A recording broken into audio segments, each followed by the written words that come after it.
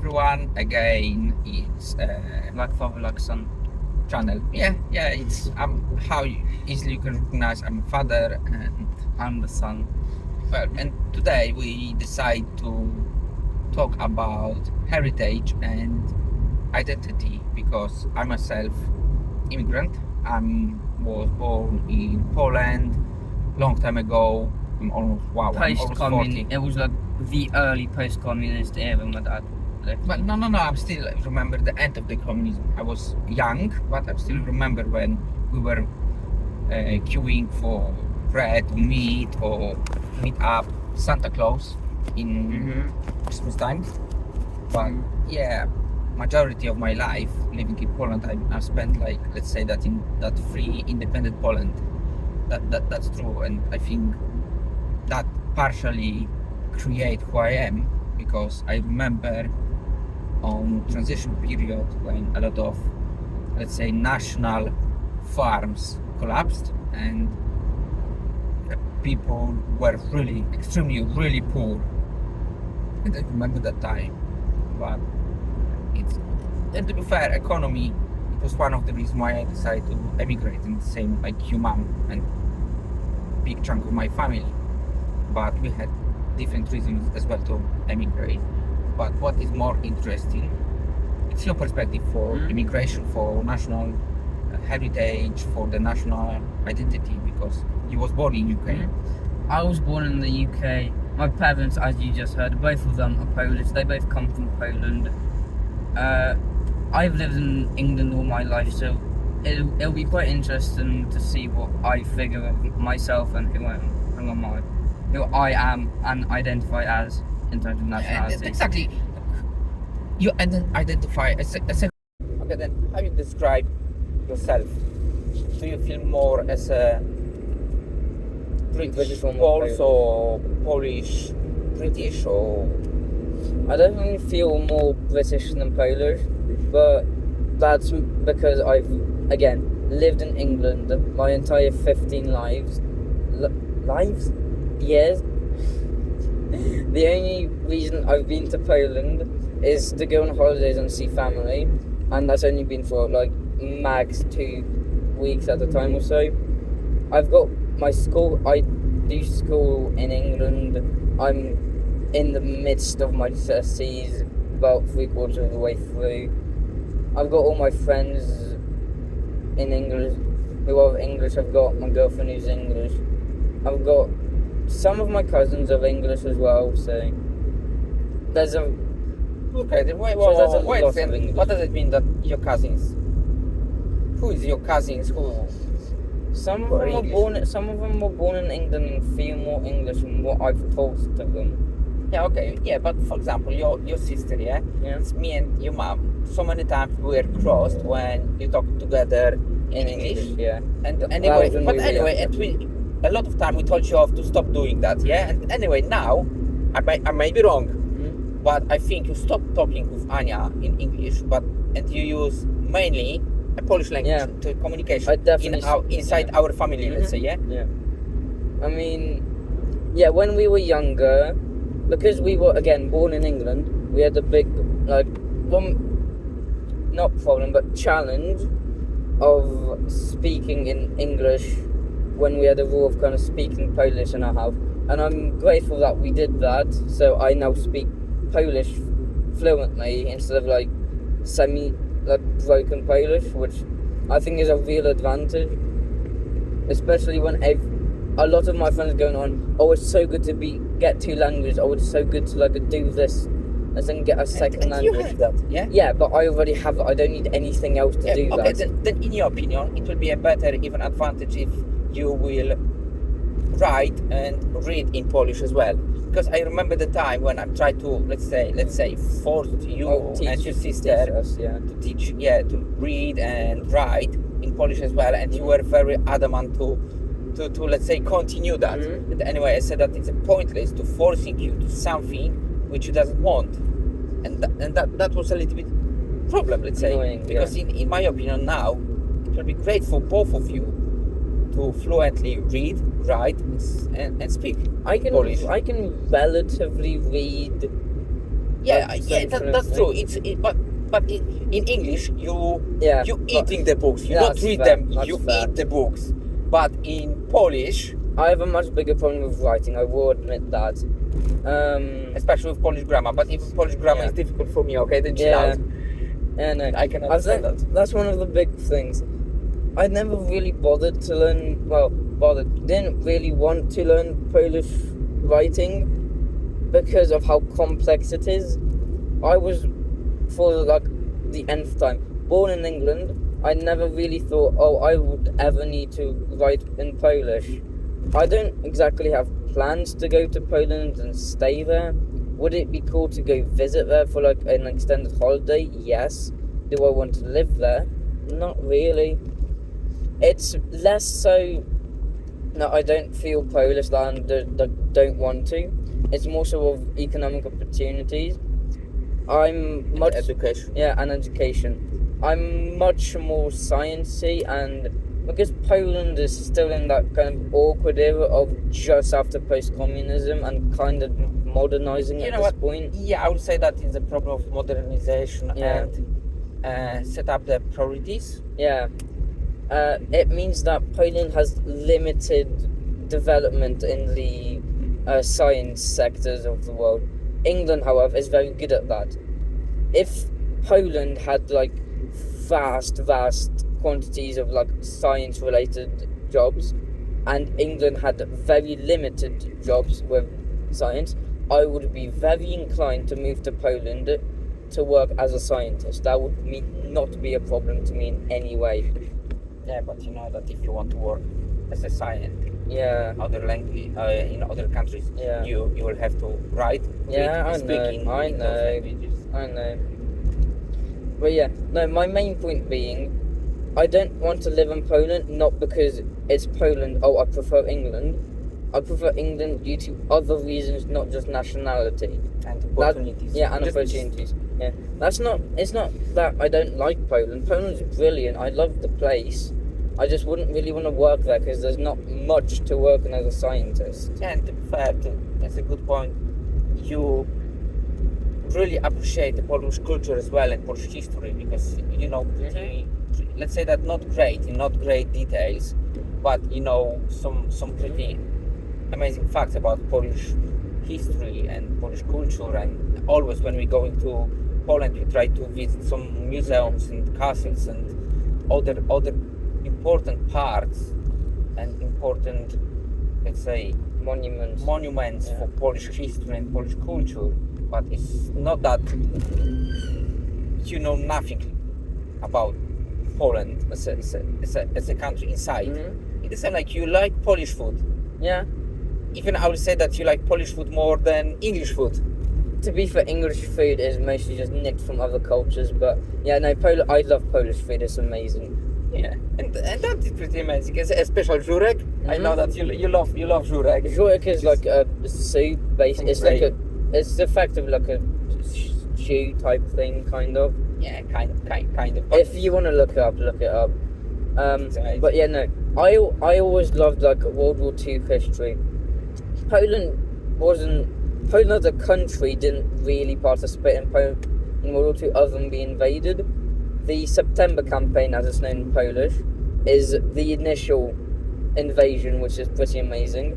There's some pretty amazing stuff from there, like the Battle of Wiesna, which is where the Germans attacked the Polish on roughly 40-1 odds, and the Polish still held out for a surprisingly long amount of time. Yeah, it's quite well known from Sabaton. Yeah. And the same, you know, The Winter some of Stars. the Polish history to the music as well. Yeah. And what is frankly amazing, it's Sabaton.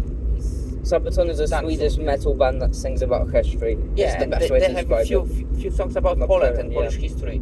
But what is pretty amazing as well, that you know a lot of more about Polish music as well. Like sometimes we listen to classical music or the folk music. You know, folk music. Yeah, exactly. Then you will be able to recognize those sounds if we go anywhere. Again, no, I don't know about like medieval Poland, but I've never really been interested in medieval. I've always liked the Battle of Britain with the 103rd Squadron, the most famous and most effective squadron, which were Polish, majority Polish. Yeah, but in the same, you Yeah. know that it wasn't only one Polish yeah. squadron. Yeah, you yeah. know much more There about was a that. 307th Night Squadron over Exeter, if I'm not mistaken. The Night Owls. Which not Mhm. many Polish people they know Yeah. about that fact. There's some, the Battle of Monte Cassino in Italy, and Wojtek the Bear, very famous and very funny story. They basically recruited a bear into their ranks, and that was fun. So yeah. And to be fair, it's like that you're just saying that be a migrant is not a reason to feel ashamed or try to hide that. No, of course it isn't. Embrace your culture. You may as well. If you have two cultures, you may as well have fun with them both. There's not much point of me just going, I don't know. I only like English football, and only English sports. I do watch Polish football and sometimes Polish netball, volleyball. Yeah.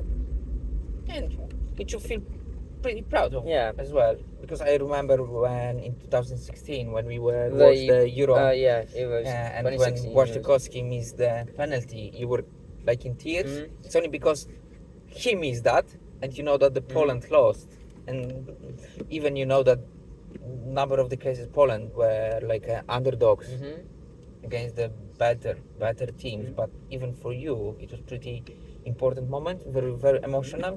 2016 was the first football tournament that I remember that Poland did somewhat decently. The 2020 World Cup went miserably, to say the least. We got knocked out of the group. So 2016, Almost like always. yeah, reminds me of the first time Poland actually got somewhere in some sort of tournament. So I was really proud to be supporting Poland then. So Yeah, but in your opinion, then you feel proud of being Polish. yeah, if I got an award, any sort of award that had a national engraving, I would love to have it Polish/English, but predominantly would probably choose for it to be Poland, simply because I feel proud to be Polish. I kind of want to be remembered as, all my friends know me as, oh, it's that one Polish guy, and I kind of want to be remembered as the Polish person within all my friends. I think it's kind of cool, to be fair. I like it. Then do you think that you are a Pole born in UK, or you more feel like Pole English born in UK? Because I think it will be fair and easy to say that you were born in. You take the both heritage, or you just more feel like you a person who more feel as a English or Polish, or you will say that you're quite happy to say that you take the best from both culture, both identities and both heritage, including history, culture. Again, admittedly, I feel more more English, because I was born here, and the majority of the stuff I do is in English. But I will definitely say that I try to make the best of both cultures. It's not that I just pick one culture and stick with it. I try to mix and match as best as I can. Because again, I think it's really cool that I've got two cultures, and I may as well embrace that. There's no reason just to leave a half of my identity out, is there? But then let's say that in the worst case scenario, I hope that won't happen. Yeah. But let's say Russia and Putin invade Poland, then will you go to fight for Polish independence, and you will go and fight against Russians because they invade a country of your ancestor? Admittedly, I will not volunteer to fight. However, if I'm forced to, I will not think too harsh of it. Okay, then if England will be involved, United Kingdom will be involved in any form of conflict, and they will call for voluntary service, will you go and join to the British Army then? No. I will not volunteer to join the army or armed services. If I have to, I will. I do think that in England and Poland both deserve defending, but I've got so much here. I've got my family, I've got my friends, I've got a girlfriend. Yeah, but that's I've what I got mean. everything here. If they will be in the danger, and you feel you will need to support and help for United Kingdom, will you join to the British Armed Force? If I get Voluntary. I don't think I would volunteer simply because again I've got my friends here, I've got people here, and I don't particularly want to go to war. If I have to, I will fight equally hard for both countries. If you will have to. Yeah, if I will have to, I will fight equally for both. For example, the Polish force, they will say that, David, we need you because you have a Polish passport, you need to join to the Polish army. You will do that. Yeah. You won't try to avoid that. I'm not gonna skip, I'm not gonna like disappear because if I am conscripted into the army, I will join and fight for either country. It's not that I don't feel like I would do, it's just that I don't particularly want to by choice. Yeah. Then you don't think that it's one of the best way to describe yourself as who you are, is how you feel toward the country who need to be defended. It's like that's what you said, that if you will be called to the army, you will join to the Polish army or British army, depend on the need, whoever will be call you first, because especially in term when you don't have British passport yet, you don't have the British nationality yet, but hopefully we will get that soon. Yeah. But it's pretty amazing that what you're saying, because like in my opinion, some of our friends, they were born from many different countries, in Philippines or in Africa or whatever, even from the like South America. Windrush, Caribbean. Yeah. And some of them, I think they still not very attached to the UK, even if they live so long. But their kids, they didn't speak their mother tongue language, which in my opinion, it's a shame. It's a great shame for them, because again, I'm grateful for speaking Polish. I think it's an amazing thing that I do. Yeah, and they did, and they don't, which is a little bit shame for parents. It's not shame, okay, because I understand the parental point of view as well, but it's a little bit. It will be great to have that continuity of heritage and identities, that kind of stuff, which in my opinion is fascinating and important, because what can make us better as a community, as a society, we can embrace from different cultures, from different identity, and how we can be a better person. Because as I said, that I was growing in Poland, and that country, I give that a lot of Poland. And that's why, for example, when it was war in Ukraine, I said that I was thinking about joining to that international legion. And you, Anya, and Mom said that no way. But in case, hopefully it won't happen. But if Russia will attack Poland, invade Poland, I will feel that is my moral obligation and duties to just go back and fight. Even despair anything, it will be like it's something what I have to do, and I hope that in that time you won't say anything like, "Oh, Dad, no, please stay with us," because it will be very difficult for me. Either decision will be very difficult, but hopefully it will happen. Yeah, I like military history, but you're right, I love it. But I don't want to be directly involved in a conflict. If I have to be, then I'm not going to try to skip it, but I won't volunteer to a force, any force. If I get called up, fine, but it won't be my choice to. Yeah, but anyway, don't you think that sometimes the armed force can utilize your skills, abilities of that what you can give? Because like in the cadets, I think what they did, they boost your confidence as well. And anyway, you learn from them a lot, but also your other cadets learn a lot from you. Anyway, sometimes, in my opinion, they have that different point of view for some issue or some problems. It's pretty amazing. Alright, let's put this slightly differently. I would volunteer to an armed force if I was not on direct frontline conflict. It's less so that I don't want to fight, it's more so that I don't really want to get killed. If I was, say, to be in the back of a HQ, manning the radio and like issuing radio orders, that would be fine by me. Me doing a frontal assault on the enemy position, not so much. And that goes for either country. If I get told by the Polish government, hey, we need a radio operator, we know that you can somewhat operate a radio, will you do it? Will I be on the front line? No. Fine then, I'll go. And the same goes for England, that makes no difference to me. The country doesn't make a difference, the type of job does. And to very quickly summarize, in your opinion, you feel you don't feel a person who will be easy to describe by either identity or heritage. You're just like a person who pick up the best from both and have that perfect mixture of. Yeah. Again, born in England, feel pretty Polish. I feel like I'm pretty split. 50-50? Yeah, especially culturally, especially the cultures and like. Fair for you. Yeah. Thank you for watching anyway. See you soon.